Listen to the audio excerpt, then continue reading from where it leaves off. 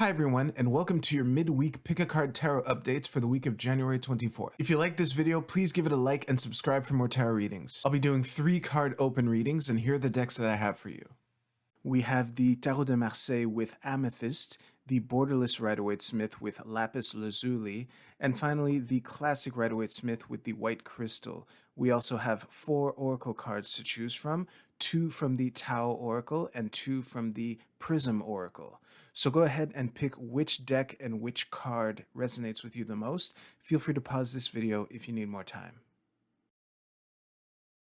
As always with collective readings, take what resonates with you and put aside what doesn't. If you want to jump right to your reading, the timestamps are in the description below. Don't forget to check out your oracle card. And with that, let's go right to the readings. Alright, group 1, let's see what the rest of the week is like, what the cards have for you anyway.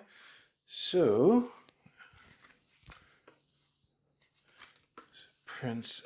Knight of Cups. Oh my god. Is it all cups? No. So, no, this isn't framed right. Oh, wait. I accidentally drew an extra card. But, hey, bonus for you. All right, so, let me see here. New path. I say this all the time, but you know how, and I keep saying that pages are graduated aces. Well, you have you have both in your reading. So I'm sensing an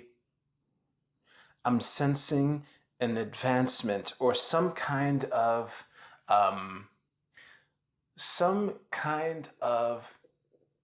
disruption that is causing a lot of emotional turmoil for you. So, as always, this might be in your past or your future, but let me just interpret this. So we have an 8 of Swords at the bottom of your deck, which speaks to me of, I think whatever this 7 of Wands here that I wasn't even supposed to draw represents would be an opportunity for you to explore how you deal with this new surge of emotions. And I would encourage you to focus on, how can I say this? The first word that comes to mind is action, but that doesn't necessarily make sense in the sense of, what is emotional action, But what I would say is there's a lot of emotion springing up for you, maybe to, close out your week going into the weekend. I would suggest exploring, remembering, try looking at it with the eyes of a child. And I mean this in the best way possible of, maybe whatever disruption or instability that this week has had in store for you is an opportunity for you to revisit that. Let me just make sure I have nothing else. The only thing that I think I should add is that this might feel new. Whatever emotions are springing up for you might feel new, but I don't think they are. I think you've been here before, which is why you have the Ace and the Page in your reading. So I would... the thing I always say with the Knight of Cups in general is to follow your heart. But for this, what I would put emphasis on is that you have dealt with emotions like this before and not forget that. So whatever you have done to rely on that, if it worked last time, and if it hadn't, well, to then try to re-explore this with a newness, to try a different approach. That is what I have for you. If you don't want to stick around for the other readings, you can check the timestamps for the oracle cards. Let me just separate all of this like that. Okay. And group 2, let's see what we have for you. So we have Seven of Wands, Five of Swords, and the Four of Coins and Ten of Coins at the bottom of your deck. So, overall, what I am getting is that this ten of coins at the bottom of your deck is very encouraging. What I would say to you is that if I'm getting a feeling that whatever disruption has happened during this week might not necessarily go your way. The alternative interpretation of this Five of Swords, and I always try to keep this in mind, is that you might be either the person, sorry, you might be one of the two people that was defeated, or you might be the person doing the defeating. So I'm going to interpret this both ways. So if whatever this disruption happened didn't go your way, I would focus on, you haven't lost it all, is what I'm getting from these two cards. So between this and, how can I say this? I lost what I was about to say. So if this disruption didn't go your way, just remember that you didn't lose it all. It might not. This might not be the consolation that you're looking for. However, the important thing is, it's. I don't think you did anything wrong. Yeah, the fact that all these cards are upright tells me that focus on what you managed to save. Like let's pretend that in your case, given this Four of Coins and the Five of Swords here, that you might be walking away, but at least you didn't drop your sword like these guys did, and to focus on learning the lessons that you have, because there's still a lot there's still a lot of good for you this week, and try not to get discouraged by that. Now, if you actually might have, how can I say this? If you're like the victor in this disruption, what I would say to you is don't be over aggressive. And when man, I'm reminded of the NFL, American football, where if you score a touchdown, you get a penalty if you celebrate that touchdown a little too enthusiastically. So don't get your team a penalty after you just scored this touchdown. Yeah, that is what I have for you, Group Two. If you don't want to stick around for the final reading, the timestamps to jump to your Oracle card are in the description below. So, with that, we move on to Group 3. Let's see what the rest of this week has for you. And we have the Sun, Strength. Holy shit. Okay. Let me just frame this correctly here. Okay, so this is great. We have the joy, the warmth, the strength, and the sneakiness. Oh, you have two sevens here. Let me just make sure of something.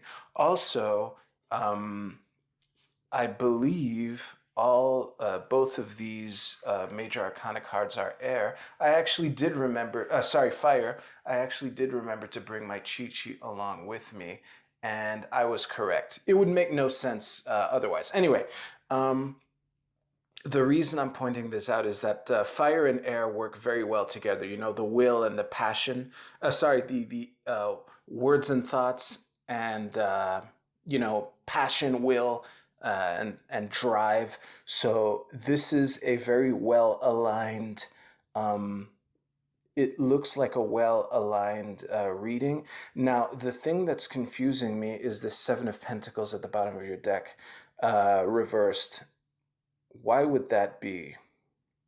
Because the main thing that I'm getting from this reading is that you successfully pulled a fast one, or that you capitalized on an opportunity, which I think worked in your favor. Uh, oh, wait a second. Maybe it didn't, and you relied on your inner strength to see you through this, in which case, congratulations to you either way, which might make more sense of this Seven of Coins reversed here. Um, Let me try to weave all of this together here. So the first thing that I'm getting is that maybe the opportunity that you capitalized on worked out in your way, but there might be a part of you that might be wondering if it was worth it, or maybe there's uh, a deferred cost that you might have to pay up for, um, that you're concerned about. I would say, if this is you, I would say that concern is probably legitimate. However, I don't think that, given this strength card here, I don't think that,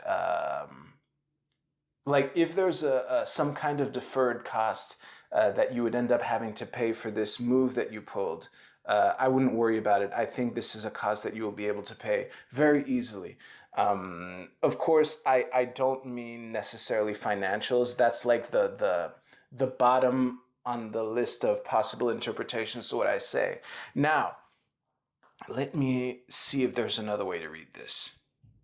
No, though that's really the reading of these three cards that makes the most sense, and I can't really come up with anything else right now. So what I would say is, if you're worried, like, because this opportunity that you have might be behind you or in front of you. So if it's in front of you, I would remind you that the worry that you have, I think it's legitimate. But if you choose to pay this deferred cost, I don't think that it's going to, mess up your month, for instance. So yeah, and if it's behind you, then the same thing. So that is it for you, group three. Let us see what the oracle cards have to say. So while I'm setting up the oracle cards, I just want to mention that two cards jumped out while I was shuffling the prism deck. I got it pretty decent framing on the first try. Let me just do that. Excellent. So the first Tau oracle is limitation. This is I Ching hexagram number 60.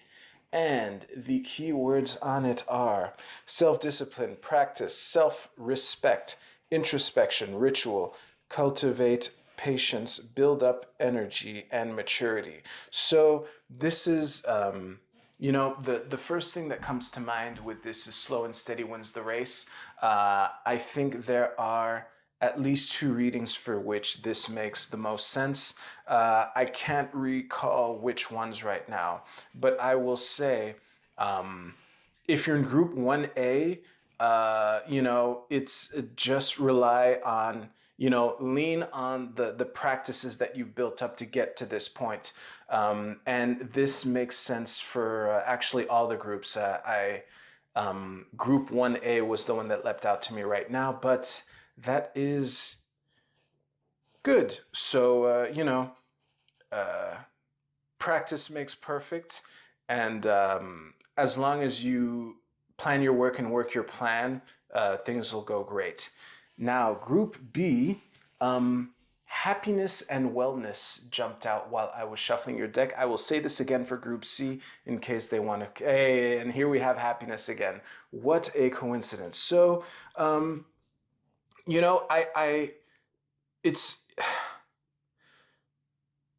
one of the readings I gave might have some bad vibes, or some negative emotions swirling about you. I would invite you to find your happiness. Maybe watch that comedy that you haven't watched in a long time, or hang out with that friend that always cheers you up when you do. And if to everyone else, you've earned it. Just enjoy this moment. All right. Group C, happiness and sweetness jumped out. It would be really funny if this was the sweetness card. And it is not. It is rejection. Okay, so the message behind this card is that rejection rejection hurts, but the pain is temporary, and it's part of the process. If you um, if you keep accumulating these X's, these are like stumbling blocks on the way. Sorry, stepping stones to on the bridge to success. So I understand that whatever rejection that the rest of this week has in store for you, it does hurt. These band-aids is how I'm interpreting them. These band-aids, they mean that there's a scar under them, but that scar will heal. So it's okay that it stings, but don't let that stop you from moving forward. And finally, Group D, your card is Biting Through. This is I Ching hexagram number 21. And the keywords are: take decisive action, restore order, force applied with sensitivity, justice, tenacious devotion to a task. So this one also makes sense with many, if not all, the readings that I just gave. So what I would say for you, Group D, is, you know, if you if you bring the hammer down, just remember that there's a human on the other side of that hammer, and to not go for the overkill. And what else? Oh, this might also be an invitation for you to bring that hammer down.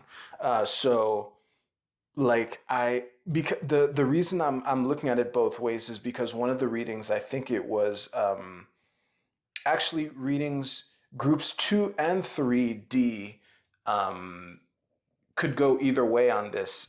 So either you feel bad for having taken decisive action, or you're hesitant to do so. So just keep in mind that um, if you're hesitant to do so, I would interpret that as a good thing. It means that you're compassionate. It's great that you're not like a bully, but don't let that stop you from doing what needs to be done. And if you did take decisive action, then be kind. Because the it's like any sport. Um, if you're playing, let's say basketball, let's say there's a basketball court near your home, and you want to play a game of pickup basketball with the people who are there. Yeah, winning that basketball game is great, but the true victory, the highest form of victory, is that you win the game and you're also welcome back to play again, week after week after week. Okay, so don't forget that. And yeah, that is all I have for you. Thank you so much for watching. If your reading resonated with you, please let me know in the comments below. And with that, take care, enjoy the rest of your week. I'll see you soon.